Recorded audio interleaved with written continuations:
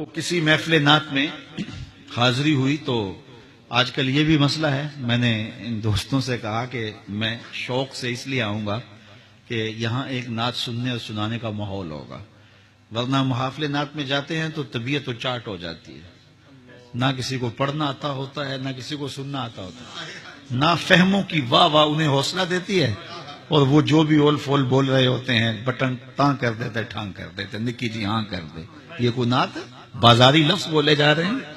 یہاں تو زباں ہو محو توصیف و ثنا تو نعت کہتا ہوں، بنے جب دھڑکنے صلی اللہ تو نعت کہتا ہوں۔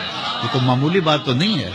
عرفی مشتا بھی رہے نعت است نہ صحرا، عرفی کہتا ہے یوں ہی نہ چل پڑنا نظر اٹھا کے، یہ کوئی صحرا نہیں ہے، یہاں قدم قدم پہ ہٹاتے ہیں، لے سانس بھی آہستہ کے دربار نبی ہے، تو بڑی نازک اور حساس بارگاہ ہے، یہاں تو لب کھولنے سے پہلے لفظ کھولنے پڑتے ہیں۔ اللہ اکبر۔ تو ایسا ہوتا ہے، تو بعض کا تو ہوتا ہے سننے والے بھی سبحان اللہ پکار رہے ہوتے ہیں، ہے تو لطیفہ ہی، لیکن بات آگے اس سے بہت کچھ سمجھ میں آئے گا۔ آپ کے لاہور میں ایک بہت بڑی محفل نعت تھی، میں بھی بیٹھا تھا، تو ایک معروف سناخواں پڑھ رہے تھے اعلی حضرت کا کلام، اور کلام تھا کہ رہے گا یوں ہی ان کا چرچا رہے گا، پڑے خاک ہو جائیں جل جانور۔ تو ایک اور معروف سناخواں اٹھے اور ان کے کان میں کہا کہ اس کو یوں پڑھو، بڑھے گا یوں ہی ان کا چرچا بڑھے گا۔ تو انہوں نے یوں پڑھنا شروع کر دے، جتنے بھی مجلس تھی سارے جھومنے لگے۔ تو ایک صاحب میرے ساتھ بیٹھے تھے، انہوں نے مجھے دیکھا کہ ان کو جنبش نہیں ہوئی، پتہ نہیں سمجھ نہیں آئی، تو وہ میری طرف منہ کر کے کہنے لگے کہ مولانا کیسا ہے؟ میں نے کہا بندہ اعلی حضرت سے سیانا لگتا ہے کہ اعلی حضرت نے کہا رہے گا یوں ہی ان کا چرچا رہے گا، اور اس نے کہہ دیا بڑھے گا، حالانکہ چرچا بڑھنا یہ اردو میں ہے ہی نہیں، اردو میں کوئی روزمرہ ہی نہیں ہے، کوئی محاورہ ہی نہیں ہے۔ چرچا ہونا، چرچا کرنا، چرچا رہنا، یہ تین ہی باتیں ہیں، اور وہ داد دے رہا ہے اور نافہم کہہ رہا ہے سبحان اللہ ماشاءاللہ کمال کر دی۔